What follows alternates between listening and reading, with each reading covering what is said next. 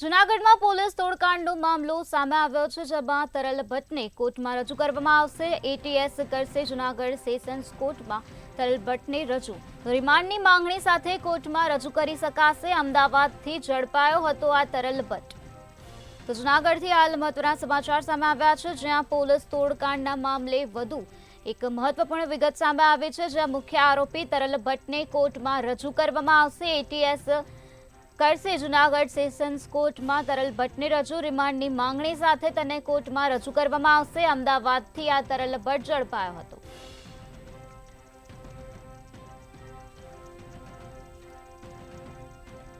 તો મુખ્ય આરોપી તરલ ભટ્ટને કોર્ટમાં રજૂ કરવામાં આવશે. એટીએસ દ્વારા કાર્યવાહી હાથ ધરવામાં આવી હતી, ત્યારે એટીએસ હવે જૂનાગઢ સેશન્સ કોર્ટમાં તરલ ભટ્ટને રજૂ કરશે. રિમાન્ડની માંગણી સાથે તરલ ભટ્ટને કોર્ટમાં રજૂ કરવામાં આવશે.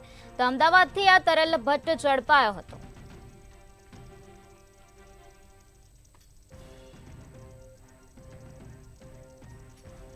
જૂનાગઢમાં પોલીસ તોડકાંડ મામલે હાલ મહત્વના સમાચાર સામે આવ્યા છે, જ્યાં મુખ્ય આરોપી તરલ ભટ્ટને કોર્ટમાં રજૂ કરવામાં આવશે. એટીએસ તરલ ભટ્ટને જૂનાગઢ સેશન્સ કોર્ટમાં રજૂ કરશે, ત્યારે રિમાન્ડની માંગણી સાથે તરલ ભટ્ટને કોર્ટમાં રજૂ કરવામાં આવશે. અમદાવાદથી આ તરલ ભટ્ટ ઝડપાયો હોવાનું સામે આવ્યું છે.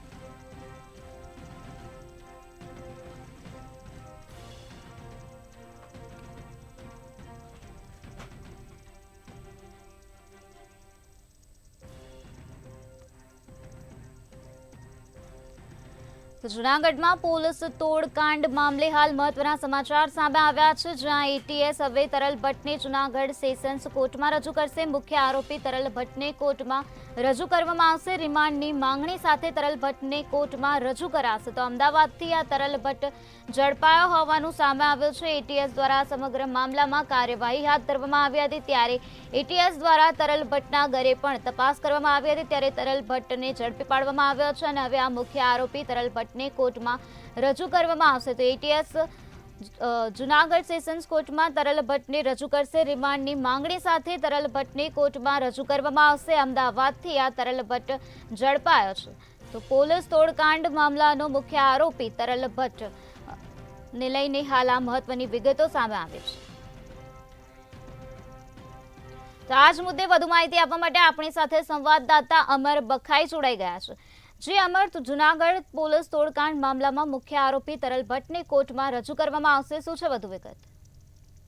જી ચોક્કસ કે જે રીતે આજે પોલીસ તોડકાંડ જૂનાગઢનો જે મામલો છે ને જેમાં મુખ્ય જે સૂત્રધાર અને સાયબર એક્સપર્ટ ગણી શકાય તેવા આરોપી પીઆઈ તરલ ભટ્ટને આજે જૂનાગઢની જે ડિસ્ટ્રિક્ટ કોર્ટ છે, આપ દ્રશ્યો જોઈ શકો છો કે આ ડિસ્ટ્રિક્ટ કોર્ટ છે ને અહીંયા હવે થોડીક જ વારમાં તરલ ભટ્ટને અહીં લેવામાં આવશે અને ચુસ્તપણે પોલીસ બંદોબસ્ત પણ કોર્ટ ખાતે ગોઠવી દેવામાં આવ્યો છે.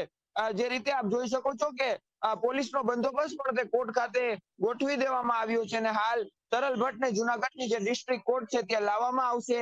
જે 14 દિવસના રિમાન્ડ છે તે માંગવામાં આવશે અને જે રીતે કોર્ટમાં 14 દિવસના રિમાન્ડ જે તરલ ભટ્ટના છે તે માંગવામાં આવશે અને તરલ ભટ્ટ જે મુખ્ય સૂત્રધાર છે તે જે રીતે બીજા જે રાજ્યમાં વયો ગયો હતો તરલ ભટ્ટ અને ત્યાં તે ભાગતો ફરતો હતો, પરંતુ ગઈકાલે વહેલી સવારે અમદાવાદ એટીએસે અમદાવાદના રિંગ રોડ ઉપરથી તેની ધરપકડ કરીને આજે એટીએસ છે તે જૂનાગઢ કોર્ટમાં રજૂ કરશે ને હવે ગણતરીની કલાકોમાં જ કોર્ટમાં રજૂ કર્યા બાદ આ જે તમામ જે મુદ્દાઓ છે તેને લઈને રિમાન્ડની માંગણી છે તે એટીએસ દ્વારા કરવામાં આવશે. હાલ તો તરલ ભટ્ટ છે તે એટીએસના હાથમાં છે, પરંતુ જે એસઓજીના પીઆઈ હતા જે અરવિંદ ગોહિલ તે ફરાર છે અને એએસઆઈ દીપક જાની પર ફરાર છે. હાલ જે 3 આરોપીમાંથી એક જે મુખ્ય સૂત્રધાર છે તે જે કેસના હાથમાં આવી ગયો છે. રિમાન્ડ મેળવ્યા બાદ પણ એટીએસ દ્વારા આગળની પૂછપરછ અને જે વધુ વિગતો છે તે મેળવવામાં આવશે. ખાસ કરીને તરલ ભટ્ટના બેંક ખાતાઓની વિગત કઈ જગ્યાએથી મેળવી હતી, કોના થકી મેળવી હતી અને તરલ ભટ્ટને બેંક ખાતાઓની માહિતી આપનાર કોણ છે, તે સમગ્ર મામલે છે તે મુદ્દાઓ છે તે રિમાન્ડ માટે મૂકવામાં આવ્યા છે. જ્યારે 14 દિવસના રિમાન્ડ સાથે તરલ ભટ્ટને આજે કોર્ટમાં રજૂ કરાશે. જી અમર, સમગ્ર માહિતી આપવા બદલ આભાર. જૂનાગઢ પોલીસ તોડકાંડ મામલામાં મુખ્ય આરોપી તરલ ભટ્ટને કોર્ટમાં રજૂ કરવામાં આવશે. એટીએસ તરલ ભટ્ટને જૂનાગઢ સેશન્સ કોર્ટમાં રજૂ કરશે, ત્યારે રિમાન્ડની માંગણી સાથે તરલ ભટ્ટને કોર્ટમાં રજૂ કરવામાં આવશે. અમદાવાદથી આ તરલ ભટ્ટ ઝડપાયો હતો. તો 14 દિવસના રિમાન્ડની માંગણી સાથે હવે તરલ ભટ્ટને કોર્ટમાં રજૂ કરવામાં આવશે. એટીએસ દ્વારા જૂનાગઢ સેશન કોર્ટમાં તરલ ભટ્ટને રજૂ કરવામાં આવશે. જૂનાગઢ પોલીસ તોડકાંડ મામલાના મુખ્ય આરોપી તરલ ભટ્ટને એટીએસ દ્વારા ઝડપી પાડવામાં આવ્યો છે, ત્યારે એટીએસ દ્વારા હવે તેને જૂનાગઢ સેશન્સ કોર્ટમાં રજૂ કરવામાં આવશે અને 14 દિવસના રિમાન્ડની માંગણી સાથે તરલ ભટ્ટને કોર્ટમાં રજૂ કરવામાં આવશે.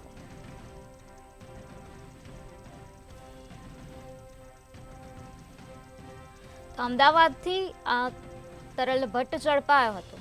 પોલીસ તોડકાંડ મામલામાં એટીએસ દ્વારા કાર્યવાહી હાથ ધરવામાં આવી હતી, ત્યારે એટીએસ તપાસ હાથ ધરતા તરલ ભટ્ટને ઝડપી પાડ્યો હતો. હાલ આ મુખ્ય આરોપી તરલ ભટ્ટને કોર્ટમાં રજૂ કરવામાં આવશે. એટીએસ તરલ ભટ્ટને જૂનાગઢ સેશન્સ કોર્ટમાં રજૂ કરશે, ત્યારે રિમાન્ડની માંગણી સાથે તેને કોર્ટમાં રજૂ કરવામાં આવશે. અમદાવાદથી આ તરલ ભટ્ટ ઝડપાયો હતો.